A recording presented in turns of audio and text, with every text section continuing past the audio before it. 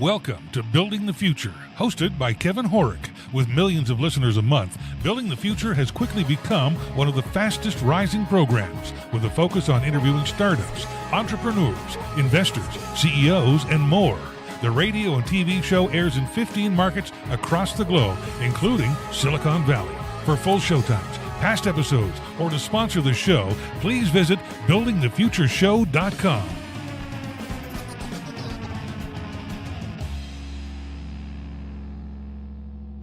Welcome back to the show. Today we have Marc Bourdia. He's the VP of Science and Technology at HyperGiant. Marc, welcome to the show. Hey, how's it going, Kevin? I'm very well. Yourself? I'm doing pretty good. That's Enjoying awesome. A nice, cool day. Yeah. You're in Austin, correct? Yes. Yeah. Austin, Great Texas. city. Great city. I've been there a couple of times. Always had a blast. But maybe before we get into all the stuff that you guys are doing at HyperGiant, let's get to know you a little bit better and start off with where you grew up. Sure, sounds great. All right, so I was born in southeastern Massachusetts, Okay. city named Fall River, but I still have a lot of family in southeastern Mass. Sure. But I grew up most of my life in New York, just Okay. north of the city in the Hudson Valley. Okay. And spent about a number of years there, and then I lived up in Albany and Schenectady for a while, and then moved out to Adventures West. Oh, okay. Interesting. So you have kind of an interesting take on post-secondary education, university. Do you want to talk about that journey and what choices you made, and then let's get into your career right after that? Does that sound good? Sure. I always like to tell people that the one thing I'm super qualified to do in a lot of situations is tell you what not to do, because I've probably made That's good that advice. mistake. Sure. I've definitely taken the path less traveled. Okay. I got out of high school, just went to a local community college for a bit, and my interests were just always varied. I grew up in a very lucky to be exposed to a lot of technology very, very, very early, more so than most. Okay. Very cool. And that sort of scale on top of that. So while I fought going into the sort of world that I'm in now, Okay. Interesting. So I got out, did a little bit of time in school, and then I was working professionally in the photography industry. Okay. Actually. And that's kind of where my a lot of my technical background sort of started, is not necessarily in the taking of pictures, but in the processes that surround them, and the darkroom processes and manipulation of light and image and everything else.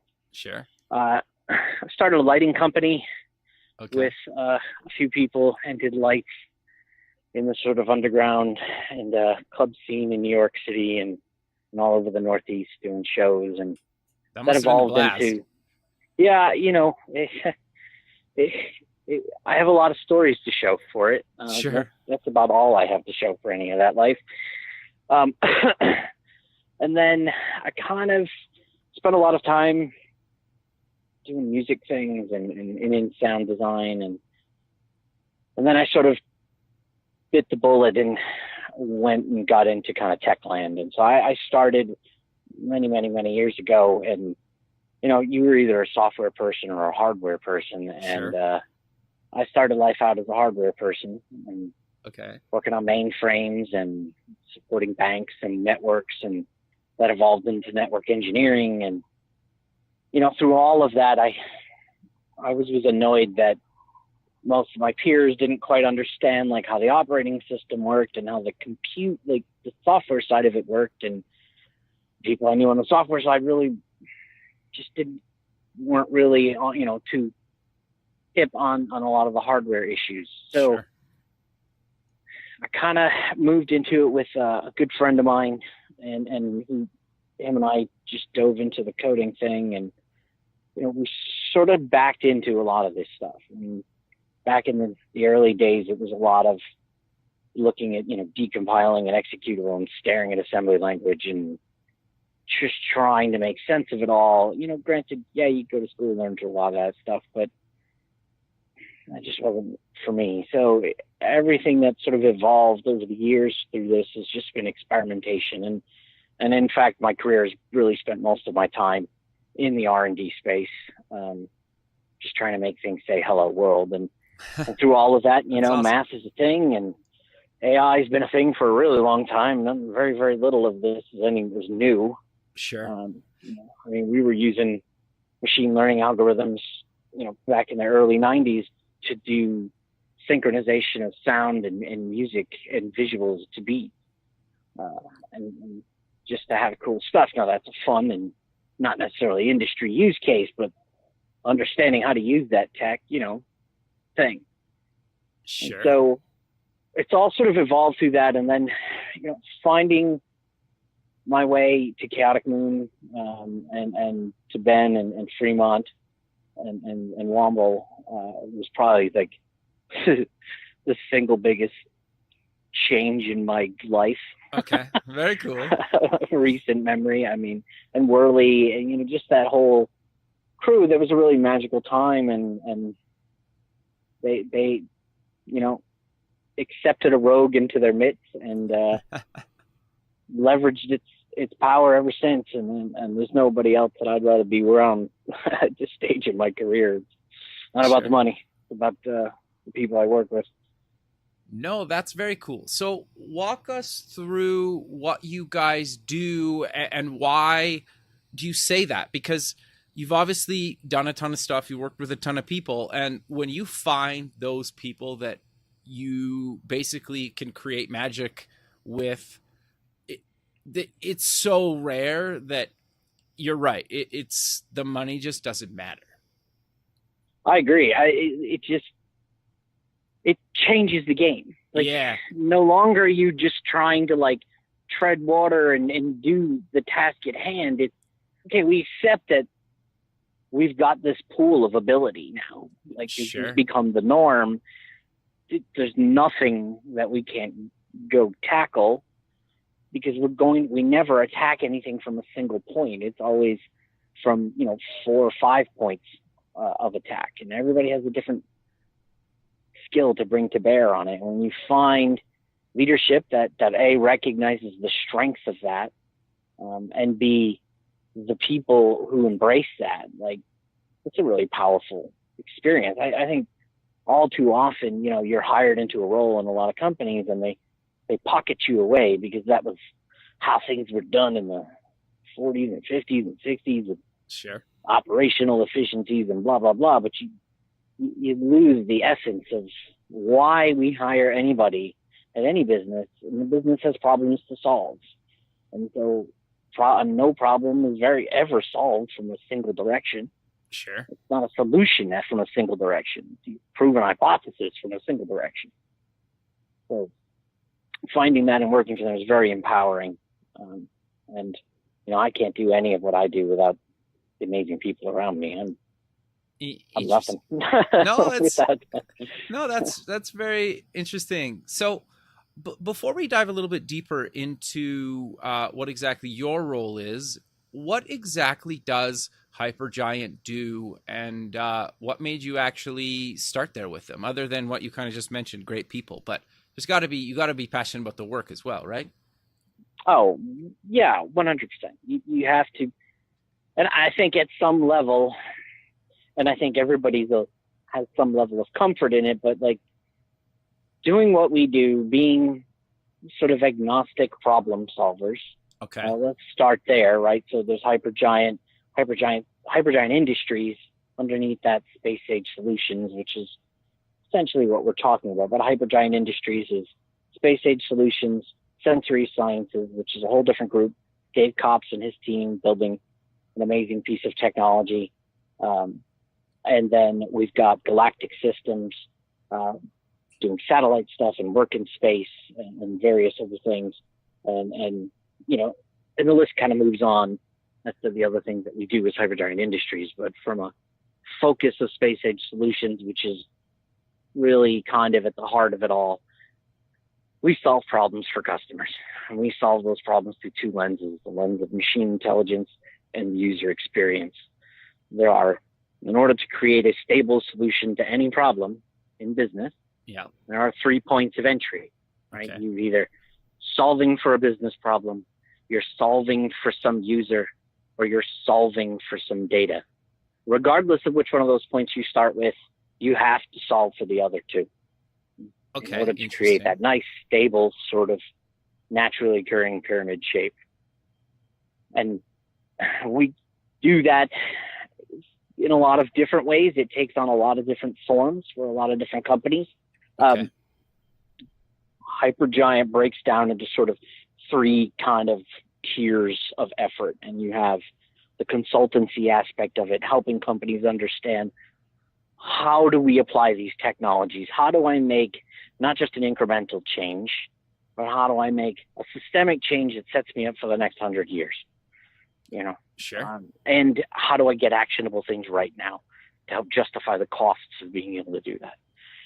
Then there's the technology side, and how helping to realize and sort of ossify ideas and pragmatic functions into existence. Okay. And then there's the sciences side of things. How can we go attack a hypothesis, go research what's possible, advance something in a way that maybe, wasn't necessarily thought of. And that's kind of one of the superpowers of HyperGiant. Sure. And why somebody comes to us is that because we are agnostic to technology and because we are agnostic to industry, it puts us in a unique position to take so much of what we learn from other places and abstractly apply it in a meaningful way to another industry. And, our depth of understanding on the consumer side of things leads to building better oil and gas interfaces. Right. Right. Okay. Those our understanding of what humans are doing in other places. And I think this represents sort of like why HyperGiant exists, is because all this new, quote unquote, new tech really is a philosophical shift in how you solve a problem, how you set your infrastructure up, how you think about your data. How do you transform that into endpoint experiences? These things are different now than they were even a few years ago. The evolution towards this path was happening. It wasn't until compute power sort of democratized and libraries reached a point of stability and sort of the math matured that surrounded these things and the understanding of it, that we're able to actually go and do a lot of these things today that we couldn't do yesterday. Sure. No, I think that's really great. So do you want to maybe give me a bit of an overview on, you quickly covered it, but the types of projects you guys have worked on? I know you, like, with what you can say, because I know sometimes when you're deep into a company, you can't even really mention you're working with that company, right? Yeah, so I could talk in some broad strokes here. Sure. We obviously are Texas-based, and we would be fools to ignore what's in our backyard. Right. So a large part of our work is in the oil and gas industry. Okay. Sure. Much of it in the upstream, right? So you've got upstream, midstream, downstream. Sure. We do some stuff on the downstream as well. A lot of it on the upstream. Okay. Making more effective task optimizations and assignments for various companies. Okay. Visualizing information in richer ways, doing more predictive data science on the time series data that's available, whether it be maintenance, completions, optimal completion paths, things like that. We spend a lot of time there. We've got a lot of experience in the sort of quick service restaurant world, both on the ordering and in-store experiences. We've got a lot of work in the sort of HR space and things that surround hiring and humans and optimization of things. There are a lot of common threads that run through all of these, and that is fixing user experiences, making things far more usable and with less friction, and doing proper data science and beginning to lay the foundations for what a contemporary data stack needs to be in order to enable them to actually do this stuff repeatably in the future. Sure. No, I think that's actually really interesting. And you mentioned something earlier in our conversation that I really want to go back to is this stuff isn't really new. Like you mentioned earlier, you've been playing with a lot of this stuff that has become really popular and, for lack of a better term for it, a bunch of buzzwords lately. But some of this stuff has really been around for decades now, and we're just starting to really have the hardware and software to actually do some of this stuff. But what is your thoughts on the state of kind of AI and machine learning and even kind of just software development at this point? Because there's so many things and buzzwords floating around nowadays. And it's like, well, some people are saying they're doing this stuff, or like, oh, look at all this AI we have. And it's like, well, is it really AI, or are you just calling it that? Do you know what I'm getting at? Yeah, no, absolutely. There is certainly a literal definition of AI, but at the end of the day, AI is a very broad term. It's not a singular thing. It's a tapestry of things. If we think of a tapestry, if a thing's made of thread, all of the different techniques and approaches make up the threads. And you can make a single colored tapestry, or you can have a rainbow dream coat tapestry of things. So, I mean, like, there are so many things that are not necessarily new that sort of fall into, like, computer vision. Computer vision has been around a really long time. I mean, the conveyor belt sorting thing, not new. If you go to pretty much any sort of embedded industrial conference, you'll see 15 of them. Yeah. Okay. And you have seen them for the last few decades. Sure. I think it's really more different now is a democratization of that stuff. Okay. Interesting. Much of the technique in the library available, like even a few years ago, in the past in the R&D team, just because a library on GitHub said it did XYZ doesn't mean that it did it outside of that lab condition. Interesting. Right? You use their data set, you use their things, and boom, magic happens. Yep. Now you go to put your data through it, and you don't get any of those results. And that was a lot of the case in the past. But, early alpha, it's no different working with anything alpha. And I think we've sort of moved a little bit into advanced beta on a lot of these things. But, I think the part that gets missed here is that there has to be a user experience that accompanies these things. Yeah. This is not magic. It just happens on the back end. Because AI does one thing really, really well, and that is accelerate chaos from point A to point B. You're right, yeah. And so right now, our enterprise is just loaded with artificial gates to the process. And they're gates because a human could only do XYZ transactions a day and issue X number of invoices, right? Like even big giant companies, these gates exist. They're things, and the system is built around those gates. And so now you go dropping a whole bunch of RPA in, and you break down those gates.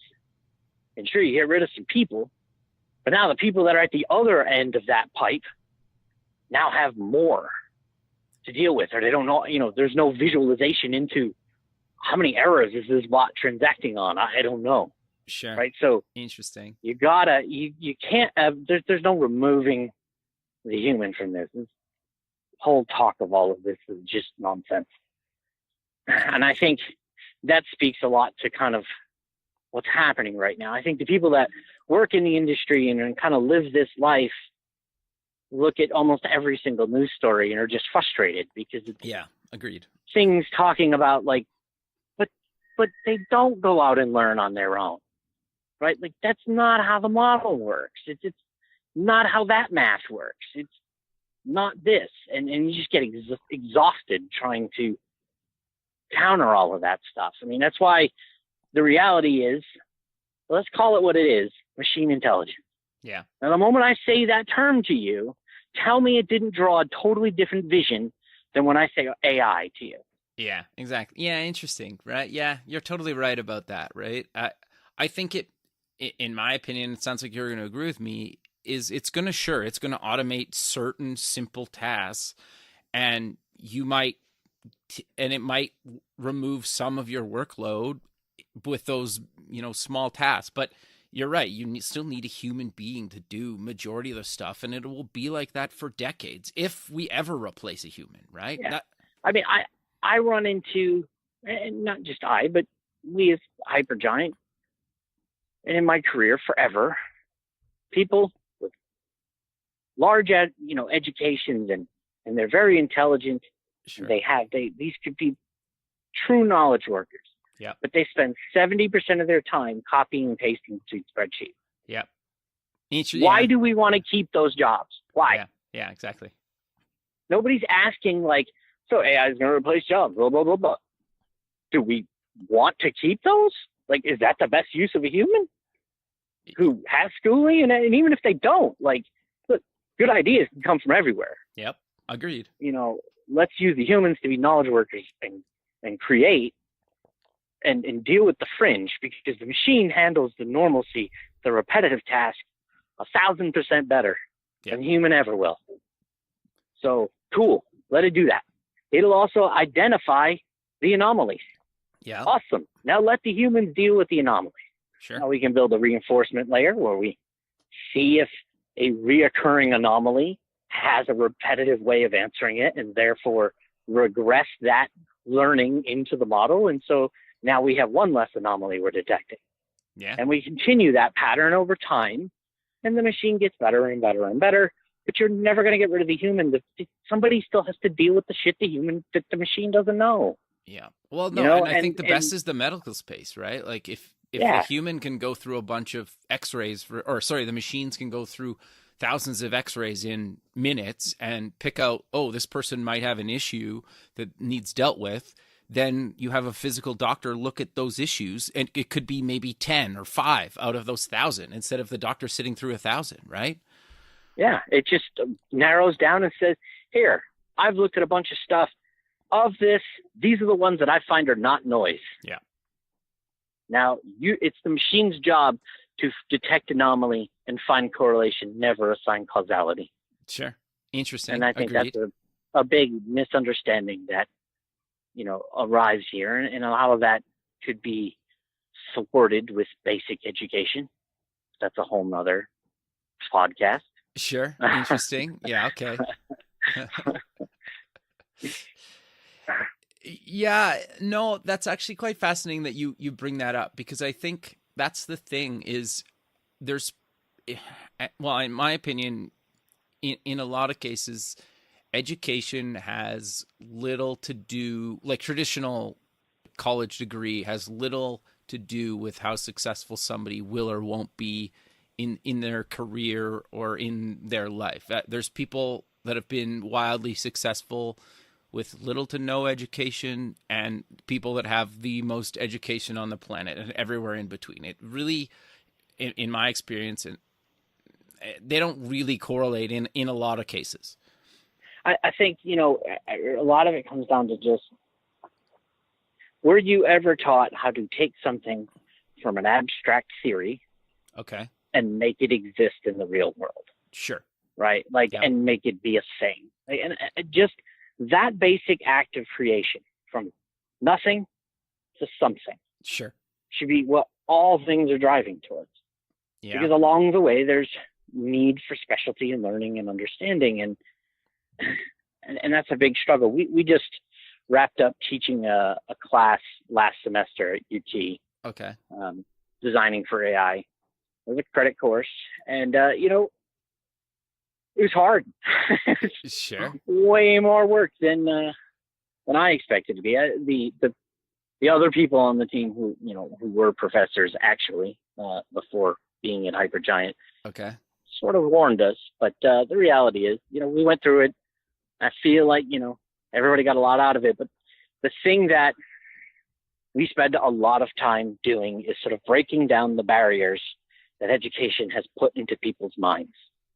Okay, so sure, you're good at math, so you're going to be engineering, and you're going to think like this. And you like to draw, you're going to be design, and you're going to be like this. And You like business, you're going to be like this. And the reality is all of those things are valid. Yeah. They're not siloed.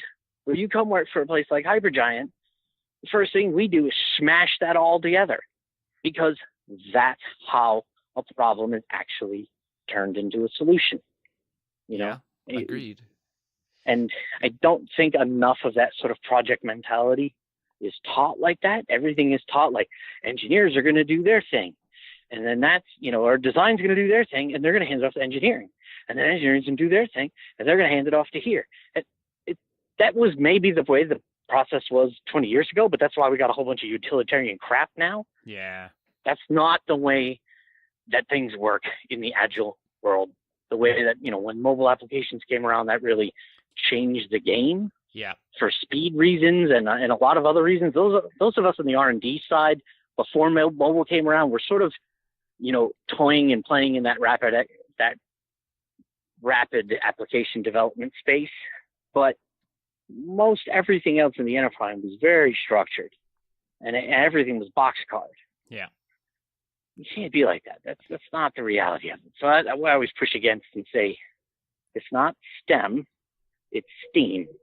Okay. Because that iPhone in everybody's pocket started life as a pretty picture, not as a circuit board.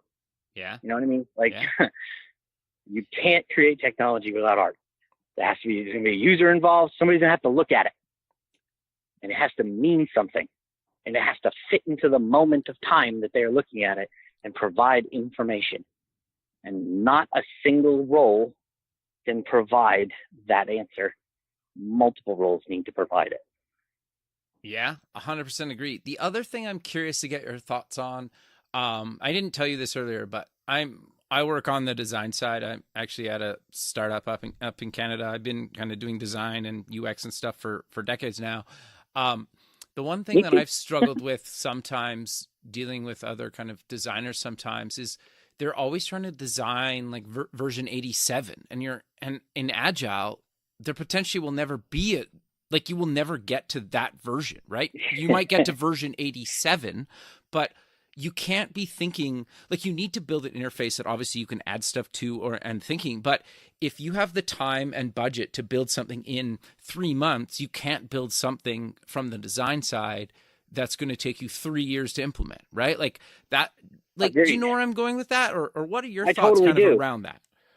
So that's exactly why from pre-day one, before when we sit down to even estimate a project, right? So I'm out with business development.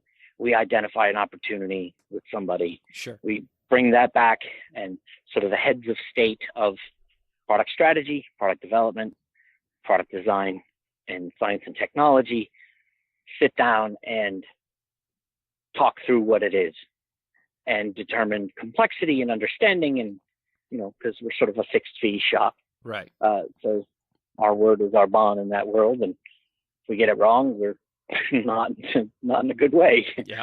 So right from day one, or before day one, everybody's involved in that conversation, because during that first couple of weeks when we're doing discovery and defining and mocking things up, the solution architect's job is to sort of be the gut check of the computer science of all of this. Right. How does this, well, you can't do that because React doesn't allow for that, or we can't do that. How are we going to get this cool Python thing that data science is experimenting with? Now, how am I going to make it do that 1 million times a second? Sure. Yeah. Right. Oh, well, if they architected it like this, well, then I can't do it like that. And if design's trying to do something that doesn't make sense, everybody has to have a voice in it. So that's how we counter it. Yeah. And it's just sort of part of the process. Like, everybody at any point can sort of hit the panic button and raise a concern.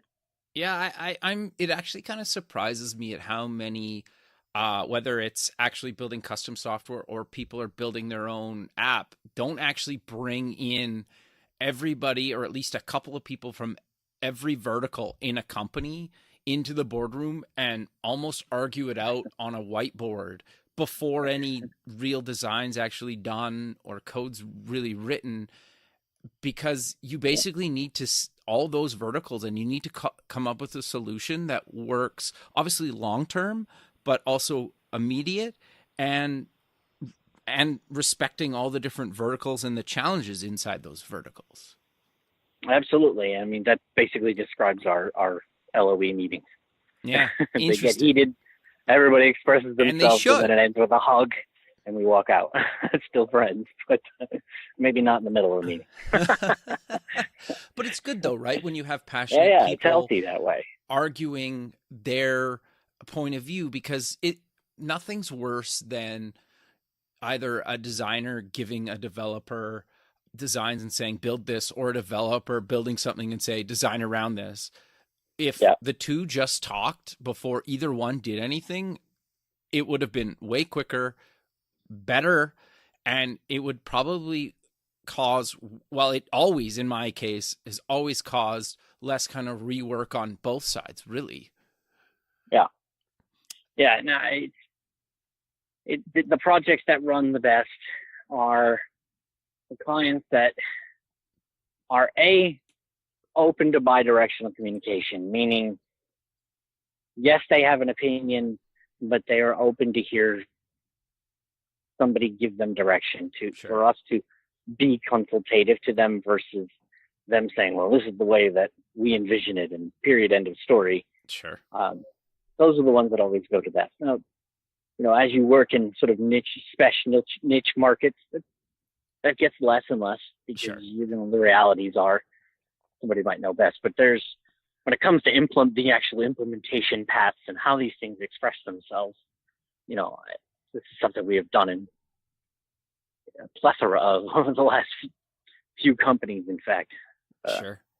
No, that makes a lot of sense. No, interesting. So I'm curious, though, to dive a little bit deeper into your thoughts on the industry as a whole, because so many companies these days say we use this technology and we'll just they never say this outright, but we'll make it work with whatever technology. You mentioned earlier that you guys are it sounds like you guys will pick a technology that fits the problems you're trying to solve than trying to mash the problem into the technology that you guys have picked, a long time ago. Exactly. We don't ever walk into a room with the pitch of, boy, do we have a tech for you, without even having talking to them. Now, there are plenty of large system integrators that are very, very large publicly traded companies. Sure. They'll spend hours having a pre-meeting about what are we going to go in and sell to this customer. Yep. And I worked for those people. Sure. And I would sit in the room and go, but we don't know anything. Well, we know their business. I'm like, I get it. You do their BPO. Yeah. That doesn't mean you know. So why can't we just have a conversation? They're human. We're human. Do that. And they spend all this upfront time trying to do it. And, the HyperGiant approach is a very organic sort of thing. And the reality is, where is your pain? Yeah. Interesting. There's not anything I can't help you with that you don't have money for anyway, but let's just talk about the pain. Let's leave out a particular solution. It's more of a counseling session right now. Sure. Talk, and let's empathize and get an understanding, because we've experienced tons of pain ourselves. And the moment that I can empathize with you is the moment that I make a better connection with you. Sure. And when I do that, then we have better communication. And then I can get to the root of what your problem is, because just because you're experiencing the pain in one place doesn't mean that's the cause of the pain. Yeah, interesting. Any doctor will tell you that, Yep.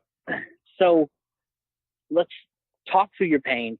It's something that one of us, we've got tons of experience collectively that we can draw upon and maybe shine some light through the fog here and arrive at something that we can together go attack, right? We can't do this alone for anything that we do for anybody. We need our clients to kind of manifest their ideas. We are here to make them look good, to stand them up, to solve business problems to show them the light that there is a better way than the way that it's been done for the last 2 decades. Sure. And in your thoughts, how much client involvement do you guys kind of expect? Because in my opinion, I think a lot of times clients don't realize how much involvement they need to be, at least throughout the project. Maybe not every day, but weekly or every, couple times a month or something like that. What's your thoughts on how much time a client needs to be involved in the project? So again, it's one of those things that can vary. We've got sort of the gamut. We have ones that are once a week sort of touch in. Okay. We know what's being done the next week. We're on our sort of cadence and we're doing our thing. We have others that are part of the daily stand-up. Okay, sure. And are very involved. Most of our projects, we're working alongside an internal team. Okay. Who's maybe standing up an API Gotcha. as we're building the front end, or we are consulting on standing up the API and they're doing some database work Gotcha. to drive and connect to that. So we try and configure and work pretty closely. We have other ones where, it's communal chat rooms and it's moment-to-moment access to each other Right. as well. Okay. So it really depends. Yeah, interesting. Yeah. No, so no, go ahead. Sorry. No, you're good. Keep going. Well, I was going to ask, you recently became the VP of Science and Technology. So how has your role evolved at HyperGiant over the last, you've been there almost 2 years now? Yeah, I've been here on day one. Very cool. So, yeah, basically, my life has gotten, early on, it was myself and somebody, spreading time with my lead data scientist and my head of R&D at that time, trying to manage projects and get things done while they were also doing production work, and I'm out on the front side of the business doing those things. It was a lot of load. We've really, as we've been able to age and grow up, my role's sort of been divided into 3. Okay. And so one person, generally Mike Roberts, has taken over as the VP of AI. Okay. And then we've got Daniel Hobb, who is taken over as the head of R&D. And so their role lives within the spectrum of vision, theory, execution. Okay. They're focused on the production, the day-to-day running of the team, keeping things going. My job sits on the vision theory side of things, is paired up as Daniel and I both, and Mike to some extent too, all sort of also do double duty as solution architects. Okay. And so I'm the only one that sort of does the business development sort of in anger, as Okay. PK would say. It's easier that way for me to be out and freeze them all up to kind of focus on the day-to-day production of things. Right. So they are far better suited than I Got you. to do that stuff. So I pair up with the biz dev team, and I'm out on the road most of the week, Okay. helping find business and identify business and scope things and bring that stuff back to the teams and help pass on tribal knowledge and help get things estimated. Sure. So you guys have 2 or 3 offices in Texas. So currently we have 2. We just closed on an office in Dallas. Our headquarters is in Austin, and Right. we will be standing up Houston offices soon. We have a number of people already working out of Houston. Okay. I spend a large part of my life in Houston, Okay. and I've got, we've got the whole Dave Kopp's team, some of the data science team, CEO and CTO, all based in Dallas. Right. So how do you find, and what advice do you give for people that work with remote teams? Because it can be really tricky, or it can go really well. It seems like there's not really a middle ground there. People either say it's the worst thing I've ever done, or it's great, I love it, and we just make it work. Like, where's your stance on that? I fully agree with you. It's the kind of thing that, like, some people thrive in it, Mm-hmm. and others it just doesn't work for them. And there's nothing wrong with that. That's just the reality of it. For us, I don't know that there's a single magic formula. It's something that we are always experimenting with. We try and do as much sort of outreach and all hands and company meetings where everybody meets sort of virtually and is sharing and some experience. We of course live in our chat windows, getting everything accomplished. I think at the end of the day, when you've got people who are professional and they understand the process, and I think one of the big mistakes that I've seen, and I can't say that I don't know anybody who's not made it, is you hire somebody that's remote because you need them for a project and you're really excited about them and they got a lot of potential. And then before they're actually truly on board and have spent any time at sort of the home base, they're on a client project. Okay, interesting. And they have no exposure to the processes and how things are. And so now you've added the weight of the project on top of the weight of just the stress of just getting onboarded anywhere. And it's a dangerous cocktail that leads to explosion more often than not. Yeah, I 100% think agree. documenting that process and spending a lot of time to sit and understand with somebody and kind of give them a little bit of a handhold through that. When we've been able to do that stuff, I think that's when we have better examples. And us bringing on Steve Fish recently, is a big part in our desire to get even better at that part. Sure. No, that makes a lot of sense. That's actually quite fascinating. So you guys recently won a couple awards at the Media Excellence Awards. I don't know how much you can talk about the actual projects, but if you can, do you want to quickly mention the two projects and why you think an award show like that is actually really relevant to the industry right now? So I can't go too much into the project. Okay, that's what I thought. But I can talk about as far as the view of the awards. Look, everybody needs some way to expose the good work that they're doing. And, being out there and putting your name out there and getting brought into an award thing and winning that award and even just going through the process of it and being exposed to the other people that you're running against, I think provides a lot of good market value. And, anything you can ever do that creates content that you can leverage and slice and dice. And so you have your sort of slow drip of new content happening and coming out and your name is bubbling up. It's just really important for any business that's trying to get started, Sure. And in tech land, that's really hard. There's a crap ton of companies that all on the surface seem to do the same sorts of things. But once you pry beyond that, and awards help kind of pry beyond that, you can see that there's something different there. I mean, I don't know a lot of companies that can sit down and build you a mobile application or launch a satellite into orbit. Sure. Yeah.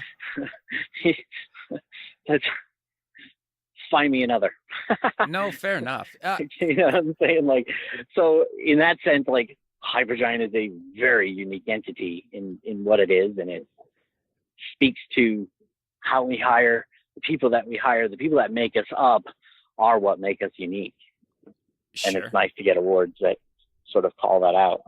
Sure. It's also cool, in my opinion anyway, to see what other people are doing as well, right? Because it almost, at least in my case, inspires you to do better, right? And just be better. And, and knowing what other people are doing. Yeah. Well, yeah, exactly. No, that's cool, man. But we're kind of coming to the end of the show. So let's close with mentioning where people can get more information about yourself and HyperGiant. Sure. You can find all of us at hypergiant.com. We've got lots of white papers. Our Medium page on HyperGiant is loaded with great content and sort of thought pieces and vision into who and what makes up HyperGiant.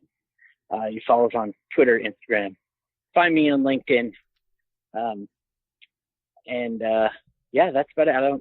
all my socials get funneled through HyperGiant. So Very cool.